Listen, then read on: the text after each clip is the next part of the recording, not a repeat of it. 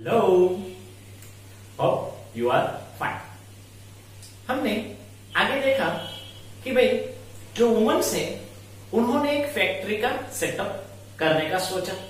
उसने पूरा लिस्ट बनाया, टोटल कॉस्ट कितनी होगी वो उन्होंने देखा और अल्टीमेटली उन्होंने एक बहुत बड़ा रिस्क लिया और फैक्ट्री का सेटअप कर दिया। अभी वो लोग सोच रहे हैं कि किस तरह से हमको आउटपुट मिल रहा है। तो वहां पे क्वेश्चन खड़ा हुआ, क्या है? When fresh fish is dried, it becomes 1/3 its weight. In 1 month, they plan to dry 6,000 kg of fresh fish. How much dried fish will they get in a month? मतलब अगर वो डायरेक्टली सी में से fresh fish लेती है तो बाद में वो फैक्ट्री में उसको ड्राई करेगी, मतलब सुखाएगी। सुखाने के बाद वो जो फ्रेश फिश है उसका जो टोटल वेट होता है उससे वो 1/3 हो जाता है। मतलब अगर वो 3 kg फ्रेश फिश लेकर आई तो ड्राइड होने के बाद वो 1 kg बन जाएगी। मतलब डिवाइड बाई 3, 1/3 यानी डिवाइड बाई 3, वो 1 kg बन जाएगी। अगर वो 6 kg लेकर आई तो कितने बन जाएगी? 2 kg बन जाएगी। अगर वो 600 kg लेकर आई तो वो 200 kg बन जाएगी। समझो वो 6000 kg लेकर आई तो वो 2000 kg बन जाएगी।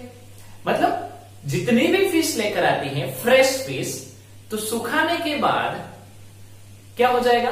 उसका 1/3 हो जाएगा। एग्जाम्पल लेते हैं, समझो आपने टोवेल लिया, उस टोवेल को अगर आपने पानी में भिगोया, भिगोने के बाद उसका अगर आप वेट करोगे तो ज्यादा आएगा कि नहीं?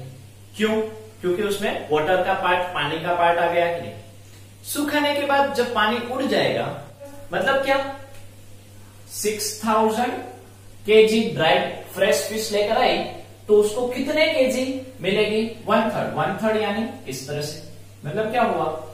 6000 इंटू 1 यानी 6000 और डिनोमिनेटर में 3, डिनोमिनेटर में 3 यानी क्या? डिवाइड बाई 3 हुआ कि नहीं? डिनोमिनेटर में 3 यानी क्या? Divide by 3। अभी आपको डिवीजन करना तो आता है कि नहीं? 3 2 6, 0 आ गया, 0। 3 के टेबल में 0 कब आता है? 3 zeros are 0। फिर से ये 0, 3 zeros are 0। फिर से ये 0, 3 zeros are 0। मतलब कितना आया? 2000। मतलब क्या हुआ कि अगर उसने 6000 फ्रेश फिश खरीदी तो उसको 2000 kg ड्राइड फिश मिलेगी। कितने केजी मिलेगी? 2000 kg ड्राइड फिश उसको मिलेगी। अभी यहां पे जो ये बैंक के कमेटी मेंबर्स हैं उसमें से फ्लोरोमा कुछ कह रही है और उन्होंने एक पूरा सा टेबल बनाया। क्या है वो टेबल? चलो देखते हैं। अभी फ्लोरोमा कह रही है, let us first calculate for 6 kg of fresh fish. पहले हम 6 kg फ्रेश फिश के रिलेटेड बात करते हैं। कंडीशन दी गई है कि if we buy fresh fish then cost of 1 kg fresh fish is 15। अगर आप 1 kg fresh fish खरीदते हो तो कितने रुपीज पे करने हैं? पर केजी मतलब 1 kg कितने रुपीज पे करने हैं? 15। And if we sell dried fish then cost of 1 kg dried fish means सुखाने के बाद उसकी कॉस्ट कितनी हो जाती है? 70 रुपीज। मतलब क्या हुआ कि आपने 1 kg फ्रेश फिश 15 रुपीज में खरीदी, सुखाने के बाद 1 kg ड्राइड फिश कितने रुपीस में बेच रहे हो? 70 रुपीस में बेच रहे हो। ये आपको एक कंडीशन दी गई है, क्वेश्चन में डेटा दिया गया है। उसके बेस पर पहला question, we dry 6 kg fresh fish to get. अगर हम 6 kg फ्रेश फिश को खरीदेंगे तो कितने केजी हमको ड्राइड फिश मिलेगी? 1/3। हमने अभी देखा 1/3 मिलेगी तो 6 का 1/3 कितना हुआ? 2। 6 का 1/3 कितना हुआ? 2। तो हमको कितने केजी मिलेगी? 2 केजी मिलेगी। Next, for 6 kg fish fresh fish we have to pay हमने कितने केजी फ्रेश फिश खरीदी है? 6 केजी। 1 केजी फ्रेश फिश की प्राइस कितनी है? 15। तो 6 केजी की कितनी? 6 इंटू 15 करेंगे। 6 इंटू 15 90 होता है कि नहीं? 6 इंटू 15 90। तो यहां पे ब्लैंक में आपको सिर्फ फिलअप करना है कि क्या आंसर है। नेक्स्ट है we sell 2 KG dried fish and get. अगर हम 2 केजी ड्राइड फिश, क्योंकि 6 केजी फिश है फ्रेश, तो हमको 2 केजी ड्राइड मिलेगी कि नहीं? तो अगर आपने 2 केजी ड्राइड फिश बेची तो आपको कितने रुपीस मिलेंगे? तो 1 केजी के कितने हैं? 70 रुपीस है। 1 केजी के कितने रुपीस आपको मिल रहे हैं? 70 रुपीस। तो 2 केजी के कितने? 0 का 0 रख दो। 2 7 140। मतलब आपने अगर 2 केजी ड्राइड फिश खरीदी बेची तो आपको कितने रुपीस मिल रहे हैं? 140। यहां पे आप लॉजिक लगाओ। आपने कितने रुपीस में खरीदी थी? 90 रुपीस में। 90। फ्रेश फिश आपने खरीदी कितने रुपीस में? 90। आप उसी फिश को फैक्ट्री में सुखाने के बाद उसको बेच रहे हो, तब आपको कितने रुपीस मिल रहे हैं? 140 रुपीस। तो आपको बेनिफिट हुआ कि नहीं? ये जो बेनिफिट है वो कितना है? वो थर्ड क्वेश्चन है। So if we dry 6 KG fresh fish we will earn, कितने रुपीस अर्न करेंगे? 140 में से हम 90 को सब्ट्रैक्ट करें तो कितना आएगा? 50 रुपीस। हमको कितने रुपीस मिलेंगे? 140 में से 90 को सब्ट्रैक्ट करें तो कितने रुपीस मिलेंगे? 50 रुपीस। तो आपने 6 केजी आपने जब फ्रेश फिश को सुखाया, उसको ड्राई किया, उसको मार्केट में जाकर बेचा, तो आपको 50 रुपीस का बेनिफिट हुआ। कितने का बेनिफिट हुआ? 50 रुपीस का। तो फोर्थ क्वेश्चन है but if we dry 6000 KG, अगर आप 6 की जगह 6000 केजी आप फ्रेश फिश खरीदते और उसको सुखाते और उसको मार्केट में बेचते तो आपको कितने रुपीस बेनिफिट होता? वो क्वेश्चन है। तो 6 केजी में 50 रुपीस, तो 6000 केजी में कितने?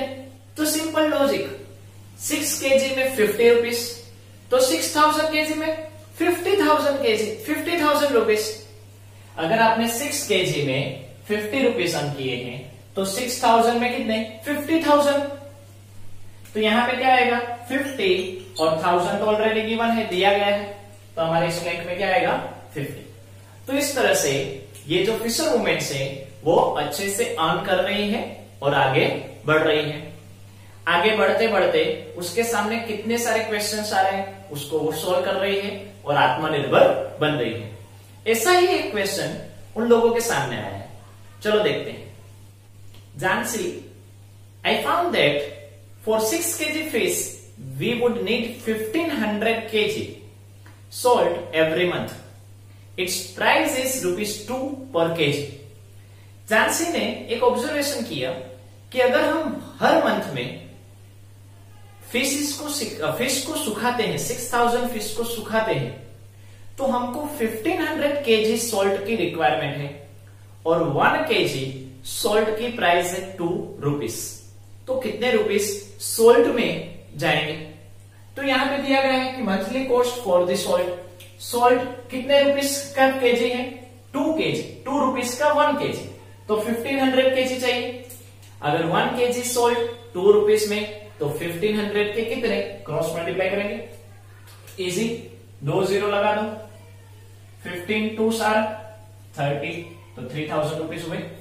15 2 5 10, 2 1 2 and 1 3 30, वो हमने लिखा। तो फ्रेंड्स इस तरह से सॉल्ट की कॉस्ट 3000, पैकिंग चार्जेस 3000 होते हैं।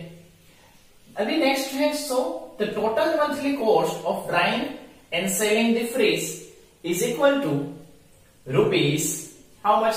बिकॉज सॉल्ट की कॉस्ट कितनी है? 3000, पैकिंग एंड बस चार्जेस कितने हुए? 3000, तो टोटल कितने हुए?